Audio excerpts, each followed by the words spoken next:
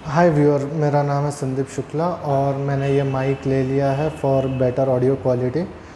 और मैं अभी अपने स्टॉक मार्केट की एनालिसिस और स्टडी कर रहा था और अभी उससे फ्री हुआ हूँ तो सोचा कि स्टॉक मार्केट के बारे में मुझे क्या लगता है वो थोड़ा सा रिकॉर्ड करके शेयर करूँ।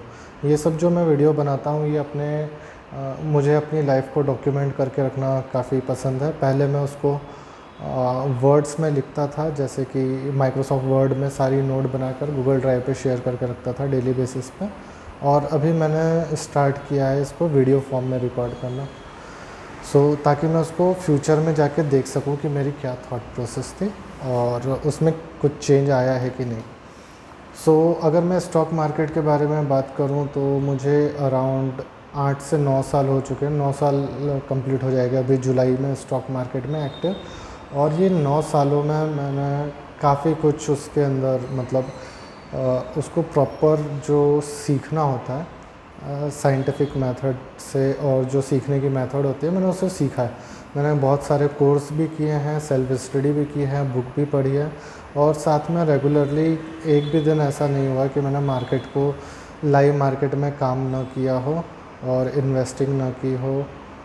ऐसा कोई भी दिन नहीं गया। मैं हमेशा मार्केट में एक्टिव पार्टिसिपेंट था और उसके अंदर मैंने हर मार्केट के सेगमेंट को, जैसे कि मैंने म्यूचुअल फंड में भी इन्वेस्ट किया है, डायरेक्ट स्टॉक्स में भी इन्वेस्ट किया है, इंडेक्स फंड जो पैसिव होते हैं उसमें भी इन्वेस्ट किया है, और फ्यूचर्स एंड ऑप्शंस में भी ट्राई किया है।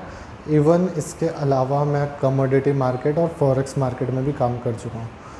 तो मेरा बेसिक बैकग्राउंड ऐसा है कि मेरा जॉब है और जॉब पे से जो भी मेरी अर्निंग होती है मैं उसको इन्वेस्ट करता हूँ स्टॉक मार्केट में। अपार्ट फ्रॉम स्टॉक मार्केट, जिसको हम कैपिटल मार्केट भी बोलते हैं, इसके अराउंड मैं गोल्ड में भी थोड़ा बहुत इन्वेस्ट करता हूँ, और सिल्वर हो गया उसमें भी इन्वेस्ट करता हूँ, और रियल इस्टेट में भी इन्वेस्ट करता हूँ। तो क्योंकि मैंने डिसाइड किया था कि शुरुआत के 10 साल में हर चीज़ को ट्राई करूँगा, हर चीज़ में रेगुलर इन्वेस्ट रहूँगा और उसका एनालिसिस करेंगे कि क्या चीज़ मेरे लिए बेटर है।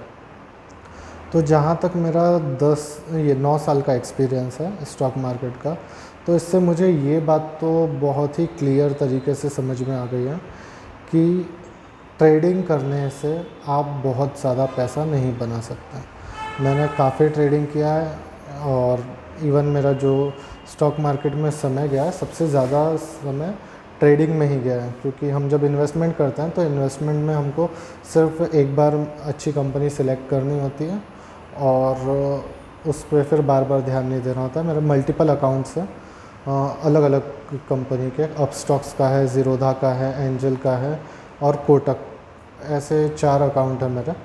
तो मैं अपस्टॉक्स के अंदर, मुझे अपस्टॉक्स का इंटरफेस पसंद नहीं है तो मैं उसको सिर्फ इन्वेस्टमेंट के लिए रखा है। वो स्टॉक को मैं सिर्फ ख़रीदने के लिए खोलता हूँ, अच्छी कंपनी के स्टॉक्स खरीद के छोड़ देता हूँ। ज़ीरोधा मुझको ट्रेडिंग के लिए बहुत अच्छा लगता है, तो ज़ीरोधा में मैं इक्विटी के अंदर जो खुद के पैसे से होते हैं उससे ट्रेडिंग करता हूँ। और फ्यूचर एंड ऑप्शन भी मैं उसी में करता था। फ्यूचर एंड ऑप्शंस अब मैं बिल्कुल नहीं करता हूँ, वो बहुत डिफ़िकल्ट चीज़ है। और साथ में मेरा जो म्यूचुअल फ़ंड है वो कंसोल नाम, ये इसका ज़ीरोधा का ही एक कॉइन नाम का प्लेटफॉर्म है, उसके ऊपर मैं म्यूचुअल फ़ंड जो भी ख़रीदता हूँ लॉन्ग टर्म इन्वेस्टिंग सिप के लिए करता हूँ।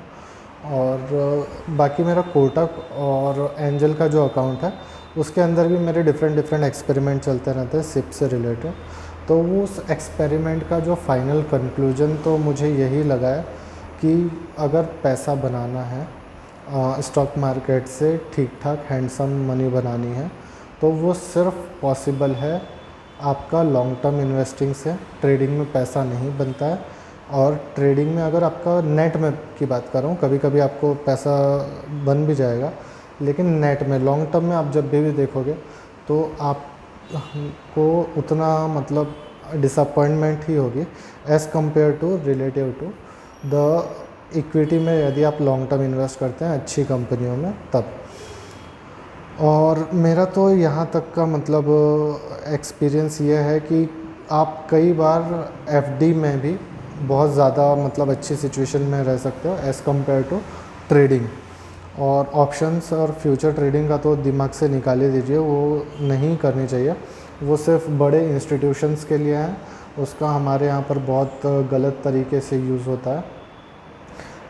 हम थोड़ा बहुत पैसा जो भी होता है वो लेकर के फ्यूचर्स एंड ऑप्शन करना चाहते हैं। वो मार्केट बहुत ही नॉलेजफुल लोगों के लिए है और उसका पर्पस ही हेजिंग के पर्पस से है। लेकिन हमारे यहाँ पर जिस तरह से हर चीज़ को मतलब सट्टा बना के रखा हुआ है, तो वो चीज़ ना करें, वहाँ पर आपको 100% लॉस ही होगा।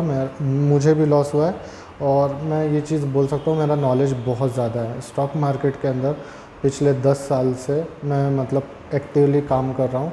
मैंने काफ़ी सारी बुक पढ़ी और उसके पहले भी मैं करंट अफेयर्स बोलिए उसके बारे में मुझको बहुत ज़्यादा, वर्ल्ड में डे टू डे चीज़ें क्या हो रही है वो मुझे पता है। मुझे कंपनी की बैलेंस शीट मतलब इकोनॉमिक्स मेरा काफ़ी अच्छा है। उसके बाद भी फ्यूचर एंड ऑप्शंस में आप पैसे नहीं बना सकते हो, हमेशा लॉस ही होता है और मुझे भी उसमें लॉस ही है। लॉस मेरा फॉर्चुनेटली बहुत कम है। मुझे काफ़ी जल्दी समझ में आ गया था कि ये चीज़ें इस तरह से काम नहीं करती और मैंने उसको काफ़ी ट्रायल के लिए ही लिया था और मेरा पहले ही टारगेट था कि एक छोटा सा अमाउंट, और मैं अमाउंट भी आपको बता देता हूँ।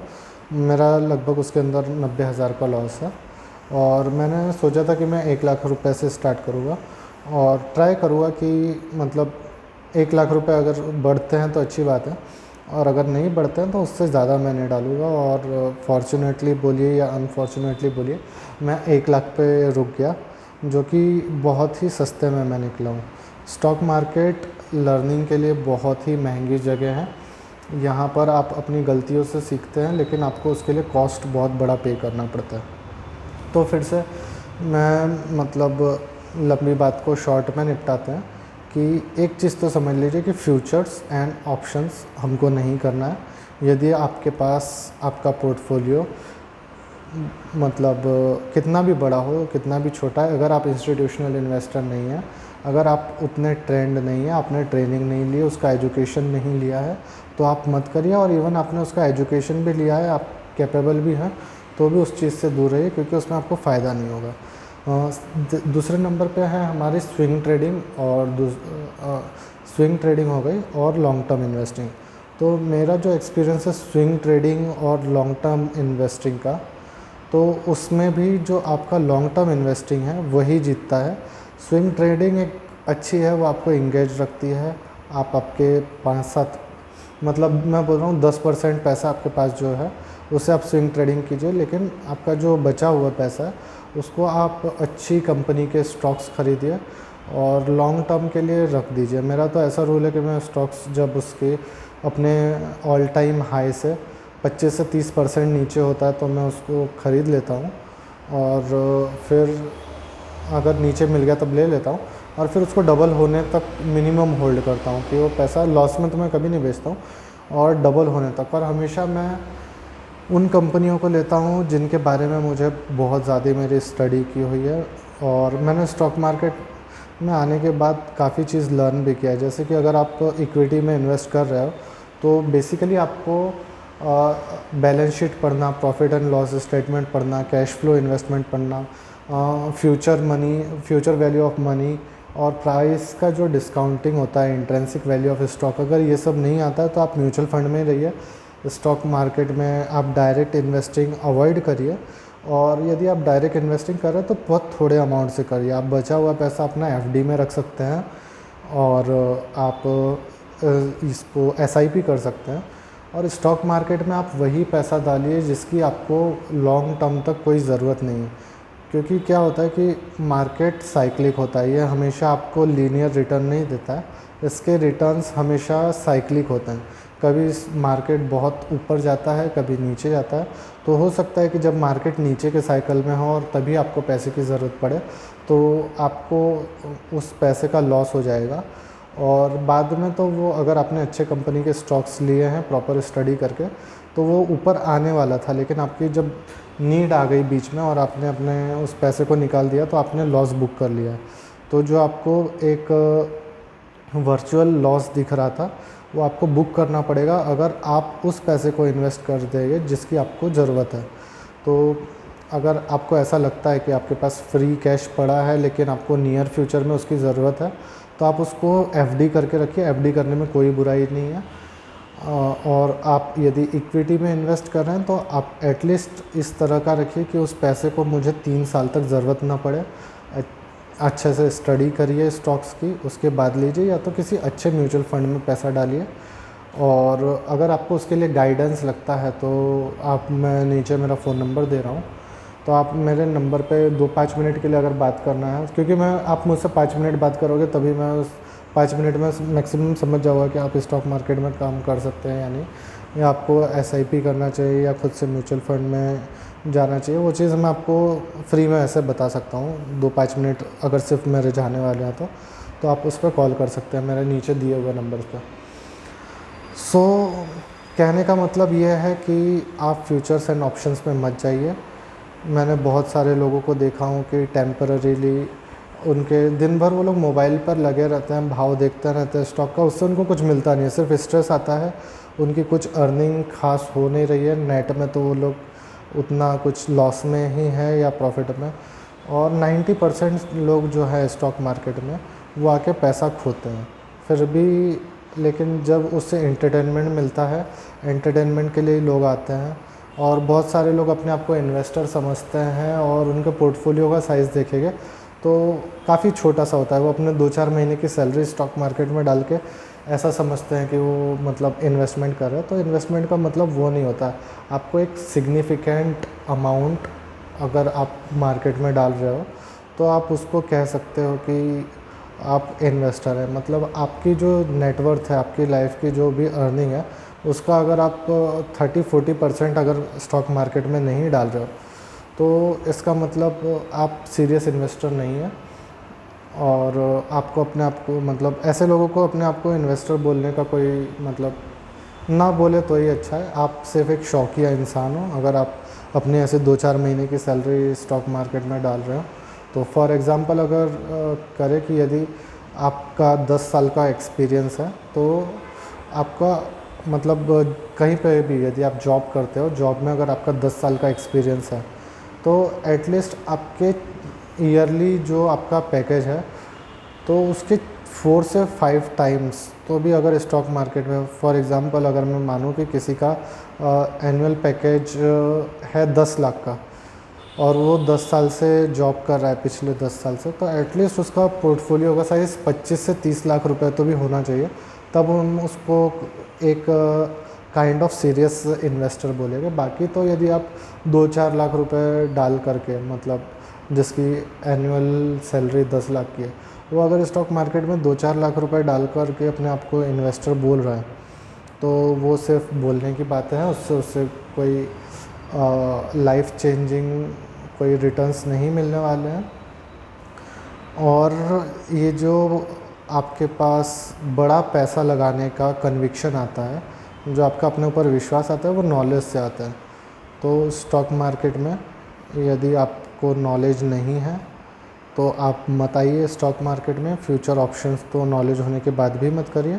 और यदि आप कर रहे हैं तो आप म्यूचुअल फंड के थ्रू करिए या डायरेक्ट स्टॉक में जो बहुत अच्छी कंपनियां हैं, बड़ी कंपनियां जो फंडामेंटली बहुत स्ट्रॉन्ग है, जिसके मतलब मैनेजमेंट बहुत अच्छा है और जिसकी फ्यूचर ग्रोथ हमें दिखाई दे रही है, ऐसी कंपनीज़ को सिलेक्ट करिए, उसमें इन्वेस्ट करके लंबे समय तक इन्वेस्टेड रहिए।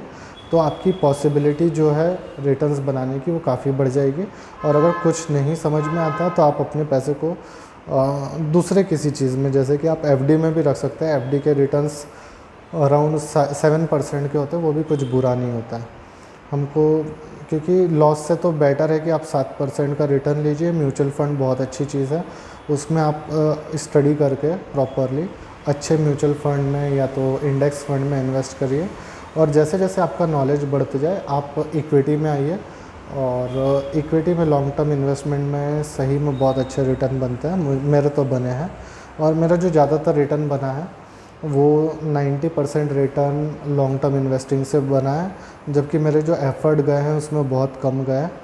और मेरे 90% मतलब बहुत ज़्यादा एफर्ट जो है वो ट्रेडिंग में गया हुआ है और ट्रेडिंग से कुछ खास रिटर्न नहीं बने। मज़ा बहुत आया, सीखने के लिए बहुत मिला, लेकिन इतनी कॉस्टली मिस्टेक करके सीखने जैसा नहीं है। वो मुझे सूटेबल था क्योंकि मेरा बहुत ज़्यादा मतलब जो वेटेज था पैसे का वो इक्विटी में लॉन्ग टर्म इन्वेस्टिंग में था और थोड़ा सा मतलब एफडी में था, कुछ पैसा मैंने रियल इस्टेट में लगा के रखा था। तो मेरे एवरेज रिटर्न्स अच्छे हैं। मुझे बहुत ज़्यादा नुकसान फ्यूचर्स एंड ऑप्शन से नहीं हुआ क्योंकि मैं सही समय पे सीख गया और मेरी किस्मत बहुत अच्छी थी, इसलिए मेरा ज़्यादा नुकसान नहीं हुआ।